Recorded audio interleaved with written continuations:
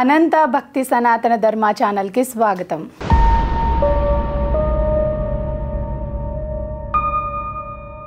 ఓం శ్రీ గణేశాయ నమః.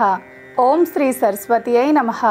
ఓం శ్రీ గురుభ్యో నమః. కార్తీక పురాణం 12వ అధ్యాయము.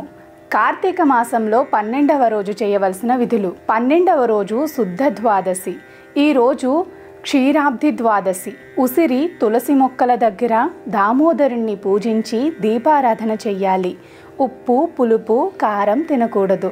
స్వయం పాకం, దక్షిణ తాంబూలం, రాగి, పరిమళ ద్రవ్యాలు దానమివ్వాలి. జ్ఞాన బంధ విముక్తి కలుగుతుంది. 12వ రోజు చెయ్యవలసిన పారాయణము. కార్తీక ద్వాదశి మహిమ. మహారాజా, కార్తీక మాసంలో కార్తీక సోమవారం నాడు కార్తీక ద్వాదశి వ్రతమును గురించి, సాలగ్రామ మహిమల గురించి వివరించెదను విను అని వశిష్ఠ మహాముని ఈ విధముగా చెప్పసాగారు. కార్తీక సోమవారం నాడు ఉదయమే లేచి కాలకృత్యాలు తీర్చుకొని నదికి వెళ్ళి స్నానము చేసి ఆలయంలో స్వామిని దర్శించి శక్తి కొలది బ్రాహ్మణునకు దానమిచ్చి ఆ రోజంతా ఉపవాసము ఉండి సాయంకాలం శివాలయమునకు గాని విష్ణాలయమునకు గాని వెళ్ళి దేవుణ్ణి పూజించి నక్షత్రములను దర్శించుకున్న తరువాత భోజనము చెయ్యవలెను. ఈ విధముగా చేసిన వారు సకల సంపదలతో పాటు మోక్షం కూడా పొందుతారు. కార్తీక మాసంలో శని త్రయోదశి వచ్చినచో ఆ వ్రతము ఆచరించినచో 100 రెట్ల అధిక ఫలము కలుగును. కార్తీక శుద్ధ ఏకాదశి రోజున పూర్తిగా ఉపవాసము ఉండి ఆ రాత్రి విష్ణాలయమునకు వెళ్ళి శ్రీహరిని మనసారా ధ్యానించి అక్కడే పురాణ కాలక్షేపము చేసి మరుసటి రోజు బ్రాహ్మణులకు సమారాధన చేసినచో 1,000,000 యజ్ఞములు చేసిన ఫలితం కలుగుతుంది.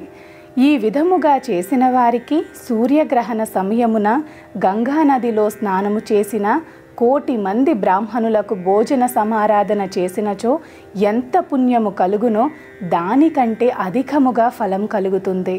కార్తీక శుద్ధ ద్వాదశి నాడు శ్రీమన్నారాయణుడు యోగ నిద్ర నుంచి లేస్తాడు కనుక కార్తీక శుద్ధ ద్వాదశి వ్రతం విష్ణువునకు ఎంతో ఇష్టము. ఆ రోజున ధనవంతులు ఎవరైనా ఆవు కొమ్ములకు బంగారు తొడుకులు, ఆవు కాళ్లకు వెండి డెక్కలు తొడిగి దూడతో సహా బ్రాహ్మణునకు దానము చేసినచో ఆ ఆవు శరీరం నుండు ఎన్ని వెంట్రుకలు కలవో అన్ని సంవత్సరాలు ఇంద్రలోకములో సర్వ సుఖాలు పొందెదరు. కార్తీక శుద్ధ పాడ్యమి రోజున, కార్తీక పౌర్ణమి రోజున కంచు పాత్రలో ఆవు నెయ్యి పోసి దీపము వెలిగించిన వారి పూర్వజన్మమునందు చేసిన సమస్త పాపములు హరించును. ద్వాదశి నాడు యజ్ఞోపవీతము దక్షిణతో బ్రాహ్మణునకు దానమిచ్చిన వారు ఇహపర సుఖమును పొందగలరు. ద్వాదశి రోజున బంగారు తులసి చెట్టును గాని సాల గ్రామమును గాని ఒక బ్రాహ్మణునకు దానము ఇచ్చినచో 4 సముద్రాల మధ్యనున్న భూమిని దానము చేసినంత పుణ్యఫలము కలుగుతుంది. దీనికి ఉదాహరణగా ఒక కథ చెప్తాను, శ్రద్ధగా వినుము అన్నాడు. సాలగ్రామ దాన మహిమ. పూర్వము అఖండ గోదావరి నది తీరమందలి ఒక పల్లెలో ఒక దురాసపరుడైన వైశ్యుడు ఉన్నాడు. అతడు రోజు ధనము కూడపెట్టుచు తాను తినక ఇతరులకు పెట్టక బీదలను దాన ధర్మములు చెయ్యక తానే గొప్ప శ్రీమంతుడని విర్రవీగుచు ఇతరుల ఆస్తులను ఎట్లు అపహరించవలెననే ఆలోచనతో కాలం గడుపుచున్నాడు. అతడు కలలోనైనా ఒక పుణ్యకార్యం చేసి ఎరుగడు. అతడు ఒకనాడు తన ప్రక్క గ్రామంలో నివసించుచున్న ఒక బ్రాహ్మణునకు ఎక్కువ వడ్డీకి ధనమును అప్పుగా ఇచ్చాడు. మరికొంతకాలం తరువాత తన సొమ్ము తనకు ఇమ్మని అడుగగా ఆ విప్రుడు, అయ్యా, తమకు ఇవ్వవలసిన ధనము 1 నెల రోజుల లోపల ఇవ్వగలను. మీ రుణమును ఈ జన్మలో తీర్చినచో మరో జన్మలో మీ ఇంట ఏ జంతువుగానో పుట్టి అయినా మీ రుణమును తీర్చుకోగలను అన్నాడు. ఆ మాటలకు వైశ్యుడు మండిపడి, నా సొమ్ము నాకు ఇప్పుడే కావాలి, లేనిచో నిన్ను చంపెదనని ఆవేశంతో వెనుక ముందు ఆలోచించక తన మొలలో ఉన్న కత్తితో ఆ బ్రాహ్మణుని పీక కోసేశాడు. వెంటనే ఆ బ్రాహ్మణుడు గిలగిలా తన్నుకుని చనిపోయాడు. అందుకు ఆ వైశ్యుడు భయంతో రాజభటులు వచ్చి తనను బంధిస్తారని భయపడి తన గ్రామమునకు వెంటనే పారిపోయాడు. బ్రాహ్మణ హత్య మహాపాపం కనుక అప్పటి నుండి ఆ వైశ్యునకు బ్రహ్మహత్యా పాతకం తగిలి కుష్టు వ్యాధి కలిగి నానా బాధలు పడుచు మరికొన్నాళ్లకు మరణించాడు. వెంటనే యమదూతలు వచ్చి అతనిని తీసుకుని పోయి రౌరవాది నరక కూపములయందు పడవేశారు. రౌరవాది ఆ వైశ్యునకు ధర్మవీరుడనే ఒక కుమారుడు ఉన్నాడు. అతడు పేరునకు తగినట్లుగానే తండ్రి సంపాదించిన ధనమును దాన ధర్మాములు చేయుచు పుణ్యకార్యములు చేస్తూ బాటసారులు సేద తీరుటకు చెట్లు నాటించి బావులు చెరువులు త్రవ్వించి ప్రజలందరినీ సంతోషపెట్టుచు మంచి కీర్తిని సంపాదించాడు. ఇట్లుండగా కొంతకాలమునకు త్రిలోక సంచారి అయిన నారదుల వారు యమలోకము దర్శించి గోవింద, దామోదర, వైకుంఠవాస, దేవాదిదేవ, మాధవ అంటూ హరినామం జపం చేస్తూ భూలోకములోని ధర్మవీరుని ఇంటికి వచ్చాడు.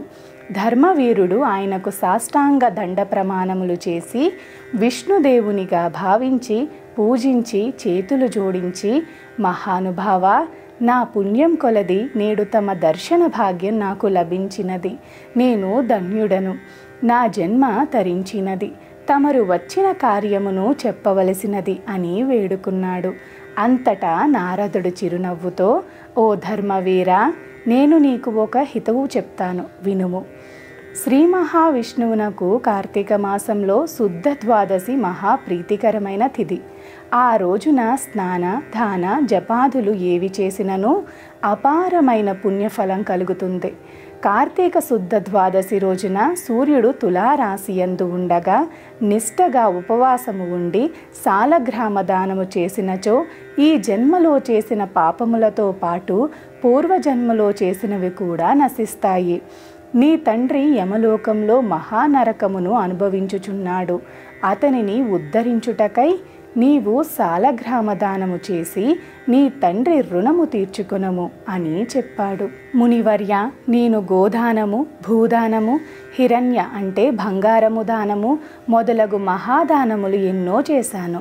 అటువంటి దానములు చేసిన నా తండ్రికి మోక్షం కలుగునప్పుడు సాలగ్రామము అనే రాతిని దానం చేసినంత మాత్రాన ఆయన ఎట్లు ఉద్ధరించబడతాడు అని సంశయము కలుగుచున్నది. దీని వలన ఆకలిగొన్నవాని ఆకలి తీరునా, దాహము అయిన వానికి దాహం తీరునా, రాతిని ఎందుకు దానం చెయ్యవలెను? నాకు ఈ సాలగ్రామ దానము చేయుట ఇష్టం లేదు అని అన్నాడు.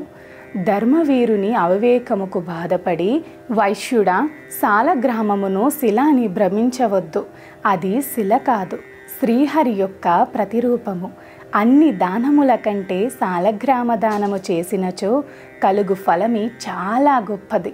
నీ తండ్రిని నరక బాధ నుండి విముక్తిని చేయుటకు ఈ దానము తప్ప మరొక మార్గము లేదు అని చెప్పి నారదుడు వెళ్ళిపోయాడు. ధర్మవీరుడు నారదుడు చెప్పినా కూడా సాలగ్రామ దానం చెయ్యలేదు. కొంతకాలమునకు అతడు చనిపోయాడు.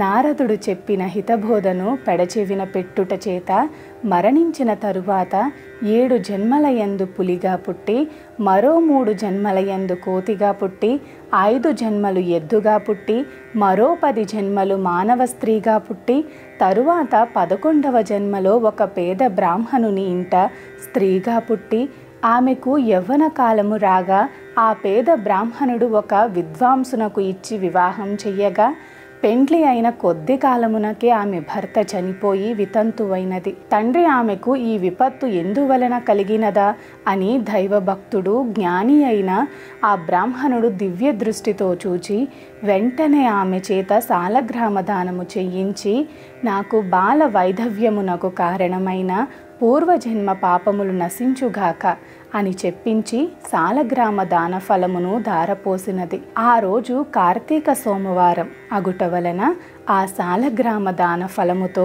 ఆమె భర్త మరలా జీవించాడు. తరువాత ఆ నూతన దంపతులు చిరకాలము సకల సౌఖ్యములతో జీవించి జన్మాంతరమున స్వర్గమునకు వెళ్ళారు.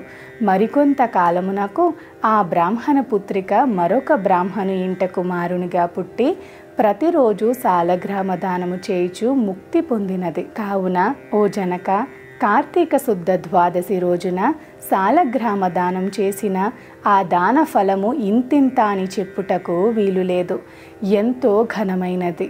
కావున నీవు కూడా ఆ సాలగ్రామ దానము చేసి కీర్తి ప్రతిష్టలు పొందుము అన్నాడు. స్కాంద పురాణాంతర్గత వశిష్ఠ ప్రోక్త కార్తీక మహత్య మందలి 12వ అధ్యాయము 12వ రోజు పారాయణం పూర్తి అయినది. సర్వే జనా సుఖినో భవంతు. గోవులను సేవించండి, గోవులను రక్షించండి.